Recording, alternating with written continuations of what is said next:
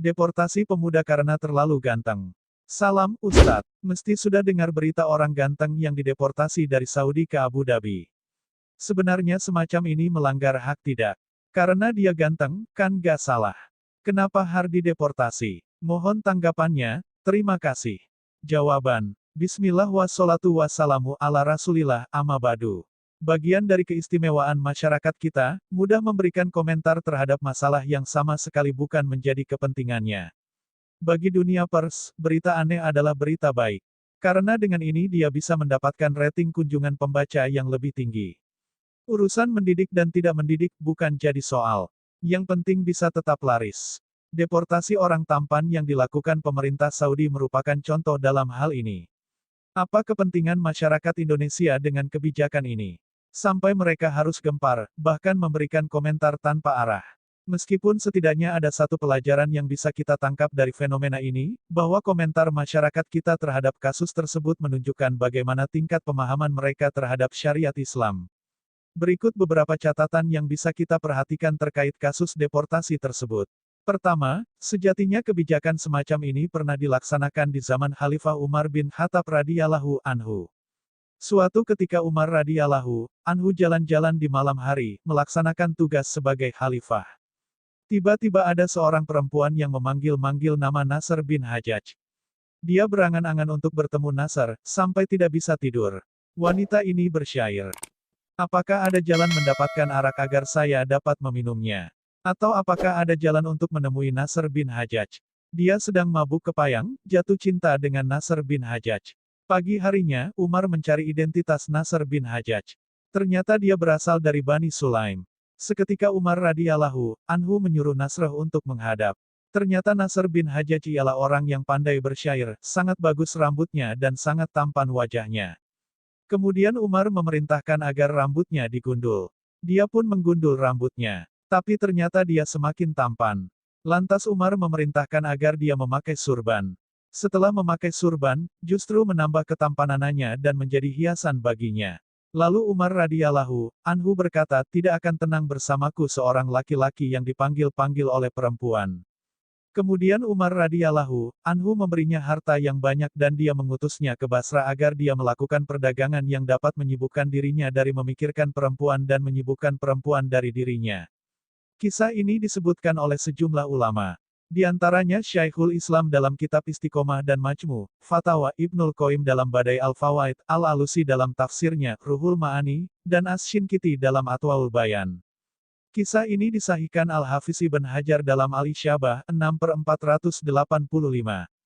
Kedua, bagi orang yang belum memahami rahasia di balik kesempurnaan syariat, akan bertanya-tanya, apa urusan Umar dengan ketampanan Nasr bin Hajjaj? Tentu saja yang dilakukan Umar bukan karena beliau iri dengan Nasr atau semata karena kurang kerjaan.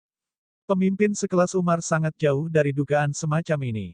Untuk bisa mengerti latar belakang keputusan Umar bin Khattab radhiyallahu anhu, kita perlu memahami satu kata kunci bahwa syariat Islam adalah syariat yang membuka setiap jalan kebaikan dan menutup semua celah keburukan. Jika kita perhatikan aturan syariat, kita bisa menyimpulkan bahwa syariat Islam sangat antusias untuk membuka setiap celah kebaikan dunia akhirat dan menutup rapat setiap celah keburukan dunia akhirat. Karena itulah, dalam urusan yang haram, Islam tidak hanya melarang yang haram saja, tapi juga melarang semua celah yang bisa mengantarkan kepada yang haram. Islam mengharamkan zina, Islam juga mengharamkan setiap celah menuju zina. Islam mengharamkan riba, Islam juga mengharamkan setiap celah menuju riba, seperti jual beli, inah, dan seterusnya. Semangat seperti inilah yang sering dikenal oleh para ulama usyul fikih dengan istilah sadut zari'ah, menutup celah setiap jalan yang bisa memicu timbulnya perbuatan yang terlarang. Syekhul Islam mengatakan, sesungguhnya syariat datang untuk mewujudkan semua bentuk kebaikan dan menyempurnakannya, serta menghilangkan semua bentuk kerusakan dan menguranginya. Menjaga kebaikan yang sedikit, itu lebih baik dibandingkan mengabaikannya. Mengurangi keburukan yang sedikit, itu lebih baik daripada membiarkan semuanya. Majmu' Fatawa, 15/312. Setelah menyebutkan prinsip penting di atas, selanjutnya Syekhul Islam menyebutkan kisah Nasr bin Hajjaj bersama Umar. Termasuk upaya mewujudkan semangat ini adalah sikap Umar bin Khattab yang mendeportasi Nasr bin Hajjaj dari kota asalnya Madinah ke kota Basrah. Karena beliau mendengar beberapa wanita menyanjung-nyanjung dirinya. Ketiga, apakah ini hukuman? Jika kita perhatikan, sejatinya semacam ini bukan hukuman. Andaipun disebut hukuman, sejatinya hanya hukuman yang sangat ringan. Karena orang ini hanya dideportasi ke tempat lain, dan selanjutnya dia bisa beraktivitas sebagaimana umumnya masyarakat. Dia tetap mendapat hak kelayakan hidup. Dan kebijakan pemerintah Muslim dalam hal ini adalah menjaga timbulnya peluang maksiat yang lebih besar. Sehingga tujuan sejatinya adalah sebagai pendidikan bagi umat. Ini sebagaimana dijelaskan Syaikhul Islam dalam lanjutan fatwanya. Dalam kasus ini, Nasr bin Hajjaj sebenarnya tidak melakukan dosa maupun perbuatan keji, sehingga dia layak dihukum. Akan tetapi mengingat ada beberapa wanita yang tergila-gila dengannya maka beliau perintahkan untuk mengurangi kadar kegantengan pemicu fitnah. Dengan dia dideportasi dari negerinya akan mengurangi pikiran yang tidak karuan, fisiknya dan dia akan menyadari bahwa dia sedang dihukum. Semacam ini hakikatnya adalah menjauhkan orang dari kekhawatiran timbulnya perbuatan keji dan mabuk cinta, sebelum itu terjadi, dan bukan sebagai hukuman. Majmu, Fatawa, 15/313. Keempat, bukankah ini merugikan satu pihak? Kita sepakat ini akan merugikan pihak yang dideportasi. Padahal dia tidak melakukan kesalahan. Tapi harus ada yang dikorbankan demi berlangsungnya pendidikan bagi umat. Dalam kajian fikih, semacam ini termasuk bentuk mengutamakan kepentingan umum daripada kepentingan individu. Para ulama meletakkan kaidah. Diambil kerugian yang lingkupnya kecil untuk menghindari kerugian yang lingkupnya umum.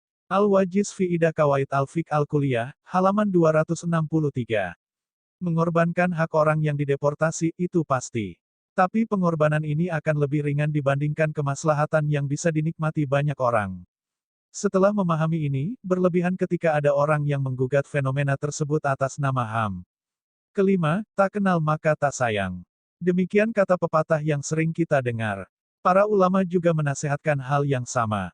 Manusia akan menjadi musuh terhadap kebaikan yang tidak dia ketahui. Ketika yang dia benci tidak ada sangkut pautnya dengan ajaran Islam, mungkin masalahnya akan ringan. Namun ketika yang dibenci ajaran syariat, masalahnya menjadi runyam. Bisa dibayangkan ketika ada seorang muslim yang membenci aturan syariat agamanya karena dia tidak paham bahwa itu aturan syariat. Apa yang dilakukan pemerintah Saudi dalam kasus ini tidak ubahnya sebagaimana keputusan Khalifah Umar bin Khattab radhiyallahu anhu. Dan itu sesuai dengan semangat yang diajarkan dalam Islam. Sayangnya banyak muslim yang keburu buka mulut untuk komentar miring, padahal sejatinya itu sesuai dengan aturan agamanya. Sekali lagi, hati-hati dengan komentar, karena semua akan dipertanggungjawabkan di hadapan Allah, Zat yang Maha Mengetahui segalanya. Allahu a'lam.